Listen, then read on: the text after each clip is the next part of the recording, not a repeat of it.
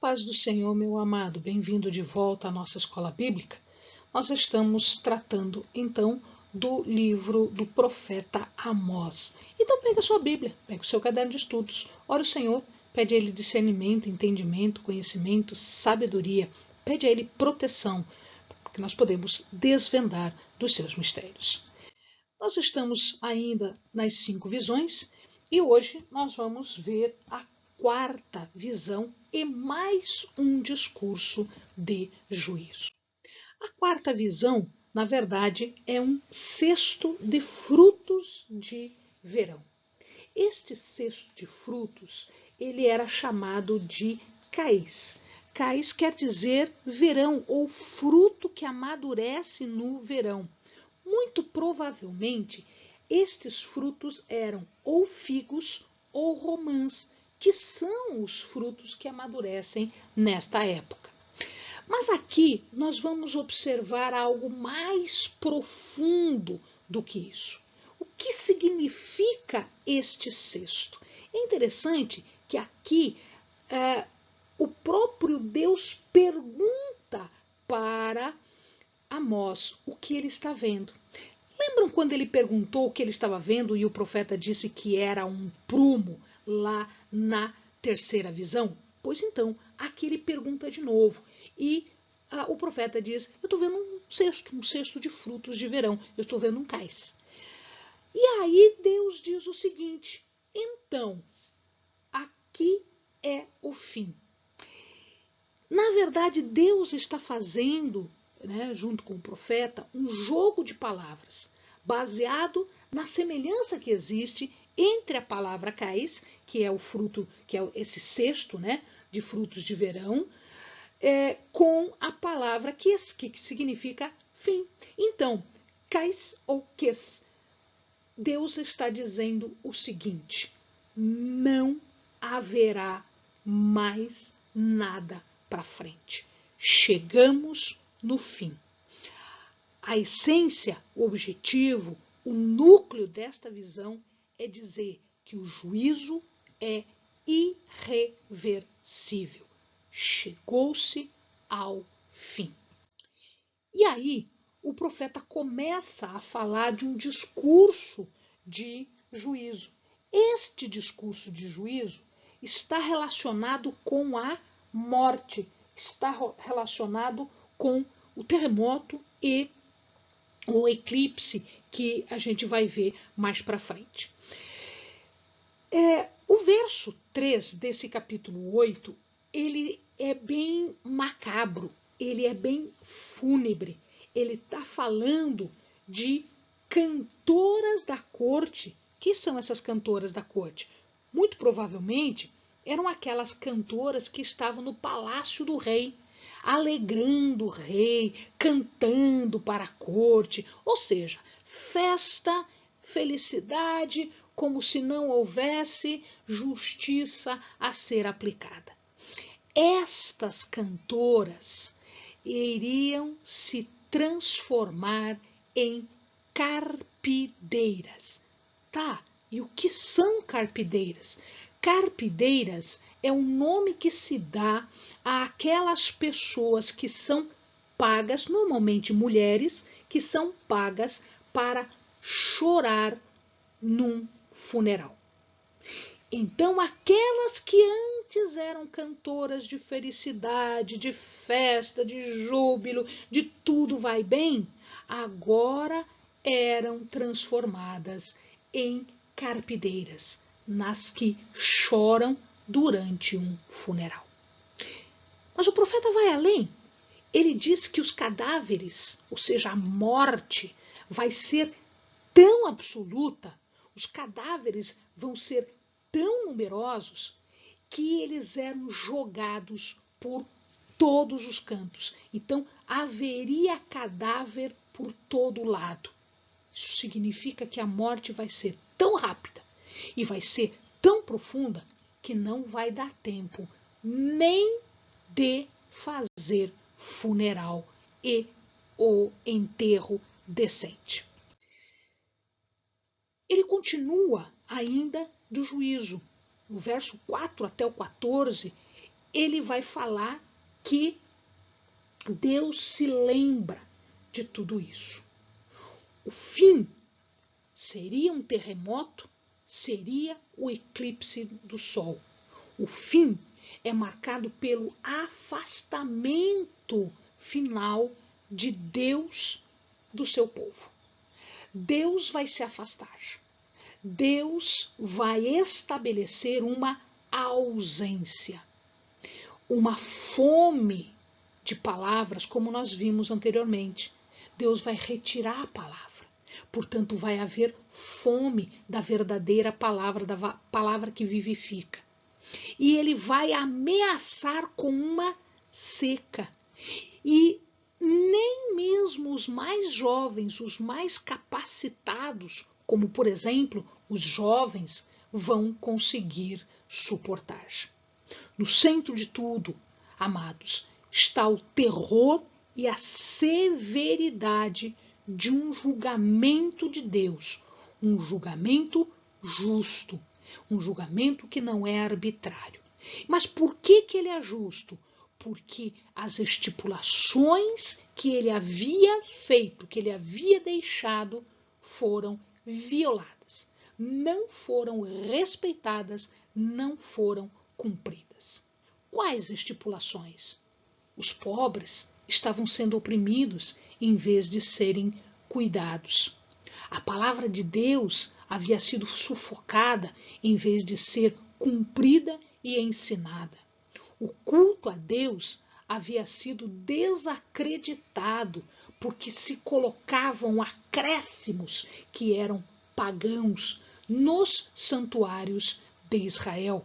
A começar por Jeroboão I, que coloca em Dan e Betel o bezerro de ouro. Mas isto era só um aspecto. Outras coisas foram postas, outras coisas eram realizadas que Deus nunca tinha determinado, nem tinha pensado em exigir do povo. Isto era coisa da religião pagã cananita. E eles estavam fazendo esse sincretismo, essa mistura religiosa entre o que Deus havia dito e o que o povo havia colocado. Ou seja, eles estavam como que corrigindo e adicionando coisas às ordenações de Deus. A opressão dos pobres, por exemplo, vai ser observada em várias situações, principalmente no esmagamento dos pobres, na injustiça que era feita e nas negociações. Os pobres eram esmagados, eles eram empobrecidos até o momento, até a fase de comprá-los. Porque quando a pessoa ficava endividada e não tinha como pagar, ela era vendida como escravo. Então, eles armavam a coisa até o ponto em que a pessoa ficava tão empobrecida, tão pobre, que ela era vendida. E eles faziam, portanto, negociatas para vender o pobre, para então negociar o pobre. As denúncias são as mesmas denúncias de sempre. Deus havia se impacientado, ele perdeu a paciência em que nos feriados, naquelas festas em que se devia fazer a adoração ao Senhor, o que eles faziam? Eles acabavam fazendo comércio, eles não estavam nem aí para a adoração, eles queriam ganhar dinheiro, eles queriam fazer comércio até no momento em que deveria ser suspenso, como nos sábados, por exemplo. Os pesos e medidas eram fraudulentas. Existe uma medida de volume, como para a venda, por exemplo, de cereais, era chamado de efá. O efá devia ter 22 litros, mas eles faziam o efá menor de 22. Ou seja, ele era diminuído.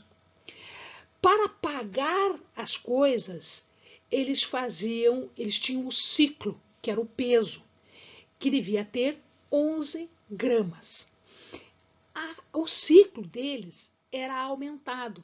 Então, quando você pesava ali na balança, o ciclo, que devia ter 11 gramas, acabava tendo mais. A balança anunciava 11 gramas, mas tinha muito mais de 11 gramas. Ou seja, eles ganhavam dos dois lados. Eles ganhavam de um lado, porque a medida era menor, e do outro lado, porque o pagamento, o peso, era maior, ou seja, eles ganhavam dos dois lados. Além de que eles fraudavam, inclusive, as balanças. As balanças eram desreguladas em favor do vendedor, né?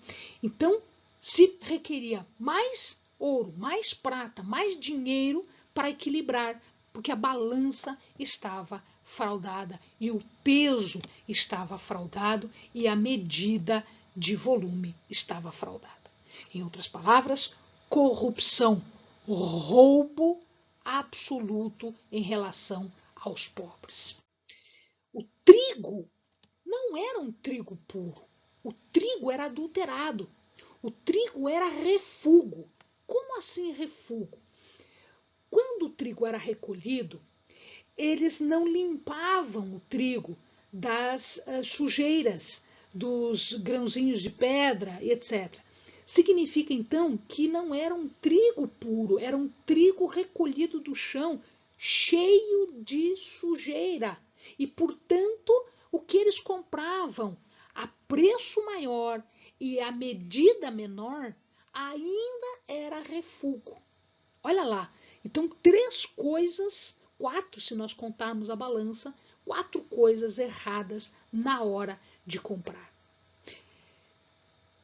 Deus jura agora, não por sua santidade, por si mesmo. Ele poderia ter jurado, mas ele usa pela glória de Jacó. Isso era um sarcasmo. Então quer dizer que ele estava dizendo, lembrem-se que Jacó, a expressão Jacó, o nome Jacó é enganador. Então Deus não está jurando pela sua santidade ou por si mesmo, ele está jurando pela glória de um enganador, a glória de Jacó. A arrogância de Israel em comparação com a constância das promessas, a santidade, a justiça, a glória de Deus. O juramento, né, solene é de que Deus não haverá de se esquecer de tudo isso. Antes, ele vai responsabilizar todo mundo por todas essas ações. Não vai ser esquecido, não vai ser passar por cima, como Deus falou anteriormente. O juízo ia se dar, e aqui Amós apresenta um juízo mediante o terremoto. Né? A pergunta que se faz é uma pergunta retórica. Ela pressupõe que aqueles crimes que foram vistos anteriormente, né, são descritos de forma correta. Portanto, o povo e o profeta estão dialogando e está sendo questionado de uma tal maneira que a pergunta é feita de tal jeito que a resposta do povo obriga a confirmar que o juízo de Deus está adequado. Havia necessidade de um juízo. O juízo estava sendo requerido pela própria lógica da aliança de Deus e de tudo que Deus tinha feito e Deus tinha dado para as pessoas. Né? É totalmente compreensível para nós, respondendo aquelas perguntas, nos levam a uma única conclusão: Deus está certo e o juízo está correto, o juízo é inevitável e é requerido.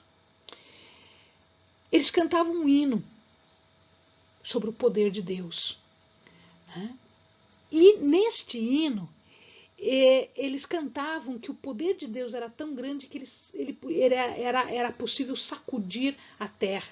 Com a mesma facilidade que acontece as cheias e os vazios do Nilo, ou seja, quando a água sobe e quando a água desce. Isto era um fenômeno absolutamente certo.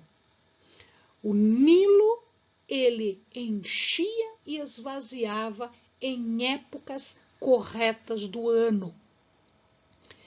E o poder que se utilizava para fazer isso é o mesmo poder, ou seja, o poder, a soberania de Deus para sacudir a terra. Em outras palavras, Amós está dizendo que tão certo como o Nilo tem as suas cheias e as suas baixas, tão certo como isto acontece, haverá juízo de Deus e haverá um terremoto como juízo para este povo. Amém, amados? Bons estudos.